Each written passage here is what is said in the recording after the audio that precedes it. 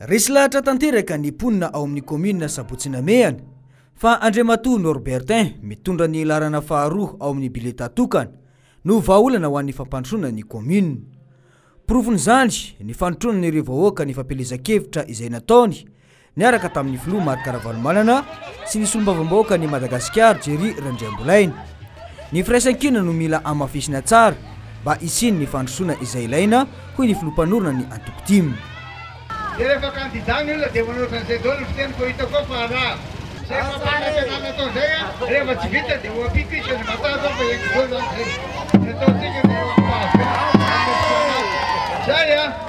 nanome tokony candidat Norbertin izay mitondra ny larana faharoa fa ny tombontsoa sy ny fanatsarana ny fiainam-bahoaka no tena imasony ao anatin'ny fitantanana ny commune. Za manome toky anareo fa ny heriko rehetra zay fahazeko rehetra aza metsy matoky fa idada zay na metsy hodrano ho candidat ho ben'ny tanana eto amin'ny commune Sabotsinamehana dia efa nilaza fa hanampy antsika izy amin'ny fitaovam-baholana rehetra matokizitsika eto Sabotsinamehana tsika eto Ambohinorina fa tsy maintsy mahita vahaolona amintsika